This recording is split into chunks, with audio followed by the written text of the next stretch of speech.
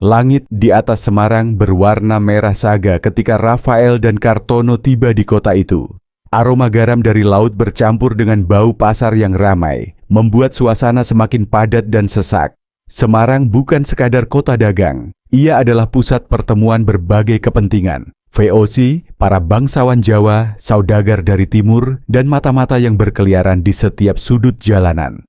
Rafael menarik tudungnya lebih dalam, menyusuri gang-gang sempit menuju rumah persembunyian yang direkomendasikan oleh sang pangeran. Rumah itu terletak di belakang pasar ikan, tersembunyi di antara bangunan kayu yang mulai lapuk. Kartono mengetuk pintu 3 kali, jeda sebentar, lalu mengetuk sekali lagi. Pintu terbuka sedikit, memperlihatkan seorang pria tua dengan wajah keras. "Masuklah," bisiknya cepat. Mereka masuk ke dalam ruangan kecil yang hanya diterangi cahaya lilin. Lantai kayunya berderit ketika Rafael melangkah lebih dalam. Di atas meja terdapat beberapa gulungan kertas berisi catatan dagang dan laporan dari berbagai sumber. Pria tua itu, yang dikenal sebagai Ki Suradipa, seorang mantan juru tulis VOC yang kini bekerja di bawah jaringan mata-mata pribumi, langsung menatap Rafael dengan mata penuh kekhawatiran. "Kalian datang terlambat," katanya tanpa basa-basi. Kartono meneguk air yang disediakan di meja. "Apa maksudmu?"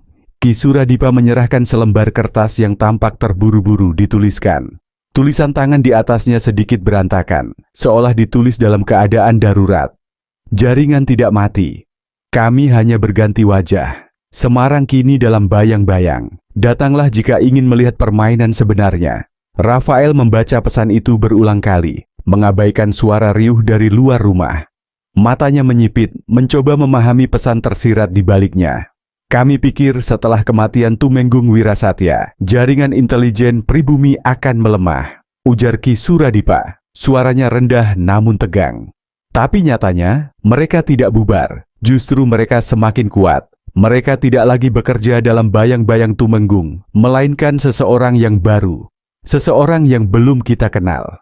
Rafael meletakkan kertas itu di meja.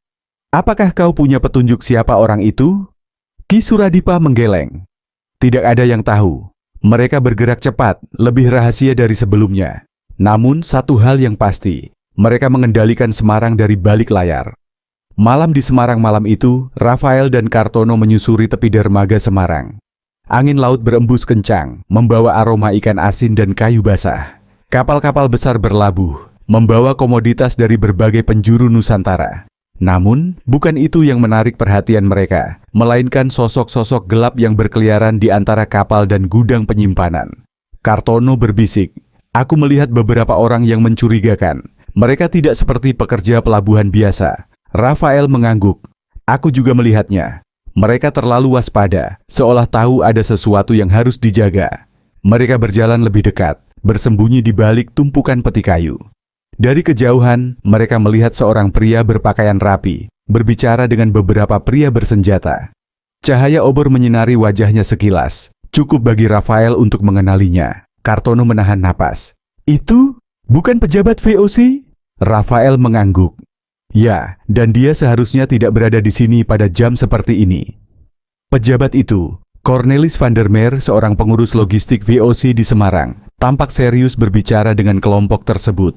Salah satu pria yang bersamanya mengenakan ikat kepala khas pasukan pemberontak Jawa. "Ini buruk," gumam Kartono.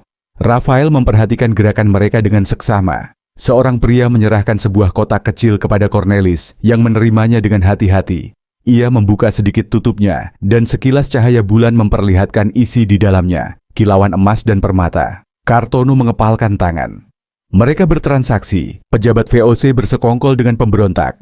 Rafael tetap diam, membiarkan pikirannya bekerja cepat.